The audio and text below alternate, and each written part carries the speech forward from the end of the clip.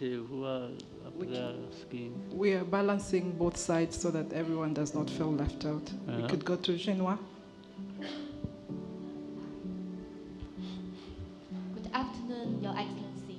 I'm Ji from Xinhua News Agency, the China state media. So my question related with China. Since Rwanda and China established diplomatic relations, the bilateral relationship has been remarkable development, with cooperation deepening in various fields. So how do you evaluate the achievements of the bilateral relationship over the past 50 years? And in which areas do you expect further cooperation between the two countries in the future? Thank you. We have had a good relationship with China, and we want to keep it so. We have not had actually problems with China at all. That doesn't mean we agree on everything. Sometimes we disagree or we agree, but when you disagree and there is a channel of communication to each side, it's understanding or grievances, if it amounts to that, it always is a good relationship. And we have a good relationship with many other countries, whether in Asia or the West. And it is a principled relationship we always insist on. We have had, of course, relationships where some people want to be overbearing and they're telling you, you must do this, you have to do this, you shouldn't do this. And we have been in a very good position and have learned through experience. We politely but firmly tell people that we also have ideas about what we want and how we want the relationship to be and what we want in that relationship. And some we have agreed and it has caused problems, others it doesn't cause problems. Even with those who don't understand and it causes problems, we are happy to go along and even do the same next time. On this one, so far we are firm about what our country wants, what we are doing, and we happily tell anybody who thinks they can come riding over us to tell them that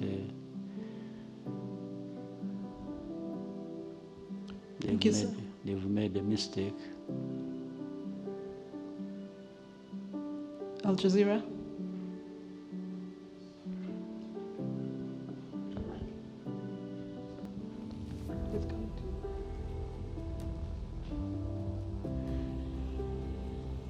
In the back, Sila, and then we go to RFI.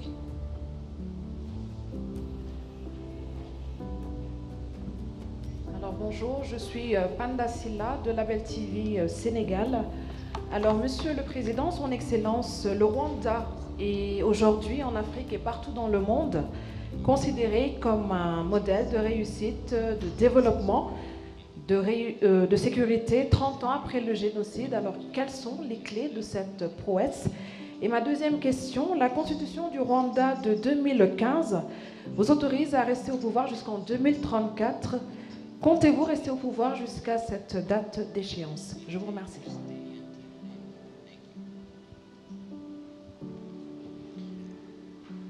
Well, I'm sure there are other success stories across the world, even on our continent. People do what they have to do, but in our case, I think we have made progress because we have concentrated on the real issues that matter to people, and that is the people themselves. We have concentrated on what matters to them, what improves their lives, and we have deployed every penny of our limited resources to just do that, whether it is in the area of education, health, infrastructure, agriculture, for their food self-sufficiency, and many things we have. And I'm saying deployed every penny by also meaning that we make sure that every penny that we have goes in the right place. In many places, it is stolen from the treasury to where it is supposed to be. Maybe half of it is pocketed by some individuals, so gets lost through some other means. So we make sure we fight that alongside everything else we are doing. So this, and we are committed to doing it, and we are not apologetic about doing it, to make sure that we hold ourselves accountable and we hold each other accountable, and that's important. I think for us, the progress we make, even with our limited resources, is because we make sure that every part of that goes to where it was planned to go. So that really is the issue. Now, talking about politics, about the campaigns, the elections, and me being there and so on. You know, human beings, all of us, without exception, is none, live only for so long. All of us. In fact, like maybe if I'm looking at around the room, maybe in another 40 years, 50 would be on the higher side, I'm not sure, but let me be generous. In another 50 years, none of the people sitting here in this room will probably be around. So that's where we all go, no question about it. But while we are living, while we are still on this earth, we want to do what we want to do as individuals, as people, meaning collectively, and so on and so forth. So collectively, and by the way, it started by accident, meaning for me to be the president, it started here as an accident. Well, first of all, as an accident or luck, that I survived the many years that could have taken my life, as many others' lives were lost. So I was lucky to be alive to the point that I became president. So it wasn't by plan at all. Even if it was to be by plan, I was still lucky. The second is that even as I was still alive at the beginning of this whole process, of 30 years we've been here, some other people were chosen to be president. I wasn't. I was suggested in '94, I refused it. I just felt I wasn't in a position to be president. So I worked with others to put another president there, who later on, whatever happened, was removed by Parliament. And it's like those who wanted me to be president at the beginning came back to me and said, you see, we told you that allowing another person like this to be president. I said, I didn't know. Maybe you didn't know also. You're just blaming me for So they said, now you should be president. Okay. Then I had been here 6 years, I think, doing other things for my country. I accepted to be president. Now, from that time, it's like I committed an offense, accepting to be president. Every day I'm being asked, when are you leaving? When are you going? So, you know, these people who made me president are telling me they still want me to be president. Somebody else somewhere says, no, you are here too long. But these guys who even ask these questions or who tell me that, even if they wanted, they cannot be the president of Rwanda because they don't belong here. So now I really get confused, and I think this is not fair. Because when are you leaving? When?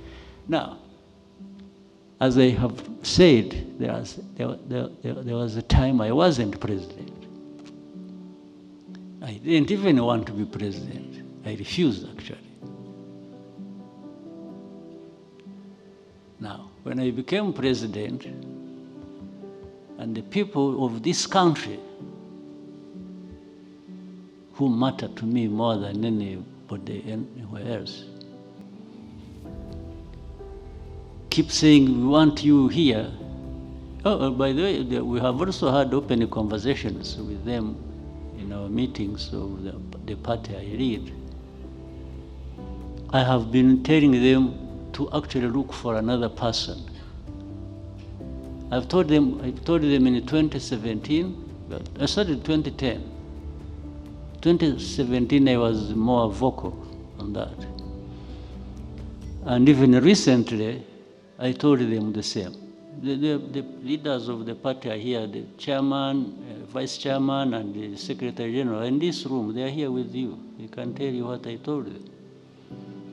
I've been asking them to, even if I'm agreeing to be president, they should not forget to be working very hard to identify people who will follow in my footpaths. Every day I remind them. Now, but I think for them they're operating like, as long as he has some breath in him, let's squeeze every bit of it. So, and I've been telling you, no, I don't have to stay here doing. So, but I know for sure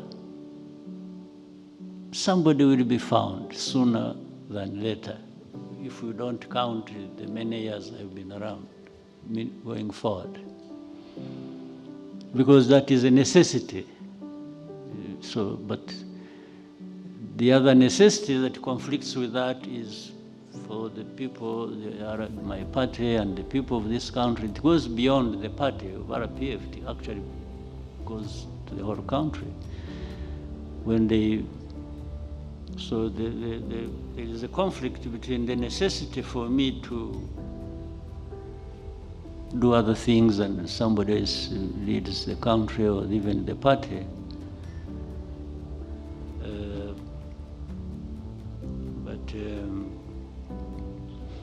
There is also the reality that those people who make that decision are also still demanding that I stay there. So my question is to them as it is to me, so you want me to stay here until when? Because I know there will be a time when I shouldn't be here or I want to be here.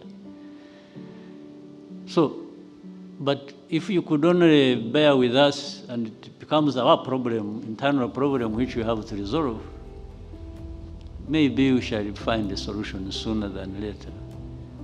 But when from outside, where you have your own problems to deal with, of your own, in your own countries, I guess there is nobody who doesn't have a country here. So better tend to those problems of your country or your countries and leave this problem of ours to us. We shall resolve it one way or the other. And whatever happens, whether there will be better people than me, even or those who will come and try to run down what you have been building over the years, there is nothing we can do about it. Especially there is nothing you from outside can do about it. Thank you, sir. BBC.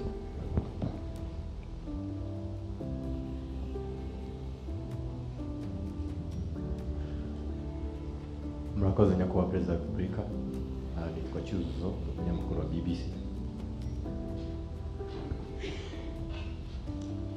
Hello, Mr. President. My name is Mariama Diallo. I'm the Nairobi Bureau Chief for VOA. So a lot of my questions have been asked, but I do want to follow up on that, the post-Kagame era. You just talked about leaders come and go, but good leaders also plan. So you talk about your party haven't been able to find somebody, but my question to you is, would you be participating in grooming that next person who is going to be here to continue the work that you've done?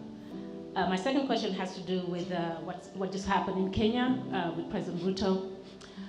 You were just there recently participating in the African Development Bank meeting. So I'm just curious to know, have you spoken to President Ruto about the recent event that has happened in his country? Given that the issue that he's dealing with has to do with Gen Zs, the youth, and their preoccupation. And I think that's not an issue just to Kenya. It's, are you worried about something like that could have repercussions in the region? I just covered elections in Senegal, and those young people had the same issues that the Kenyan youth has, which is the high cost of living, basically jobs. So just wondering for you what you think about the events that have happened in Kenya, and are you worried that it could spread in the region? Thank you.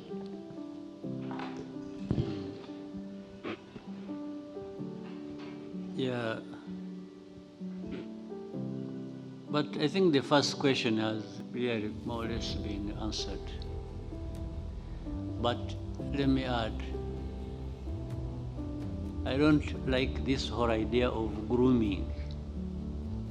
Grooming focuses on one person or another. I prefer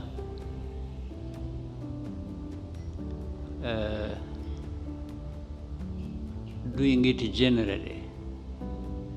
Like when I talked about encouraging young people, then government making investments in their future, like education, like business, their health, their and so on and so forth. And then that part of politics always being there, reminding them, hey, you guys wake up. This is your responsibility. You can't just be there. So from among them, one or two, whatever number you want, among these people, there will always be somebody to play that role.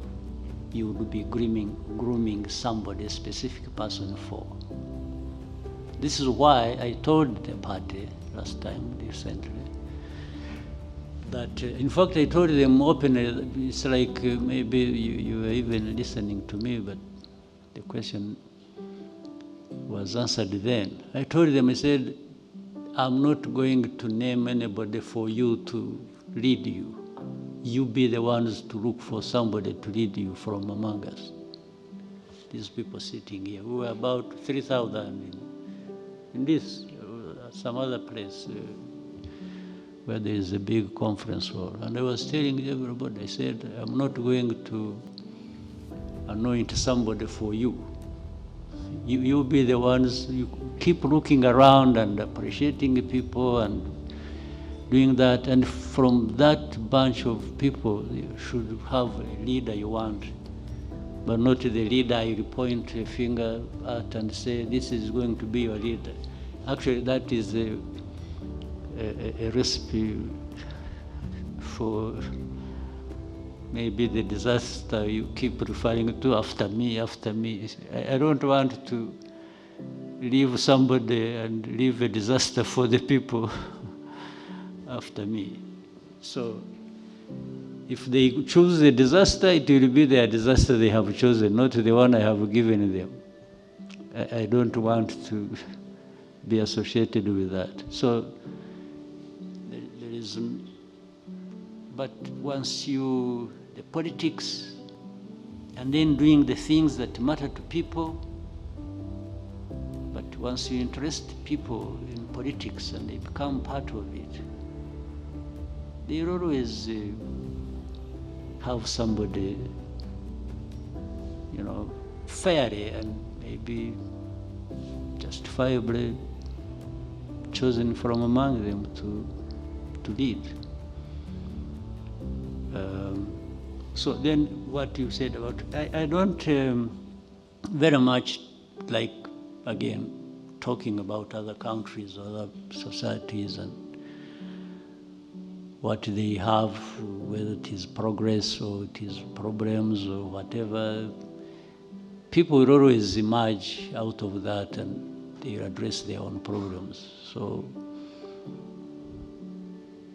that Gen Z you're talking about should not always be associated with being part of the problem, you know, where things explode and no, actually they should be part of preventing that by, but of course I fully understand what that means. It all comes down to politics. If these young people are involved from the beginning, and a culture grows where the young people participate and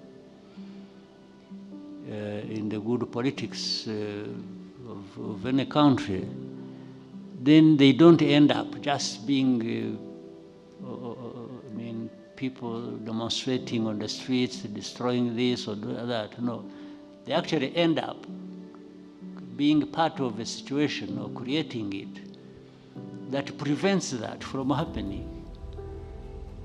And that, therefore, that calls for them to be linked right from the beginning with the politics, and even above, where the higher leadership is, down to that level of this generation.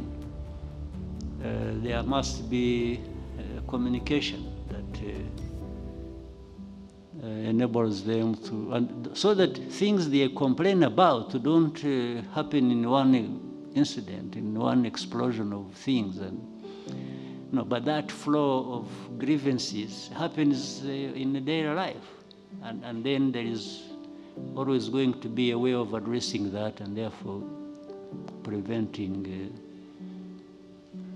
some disasters from happening.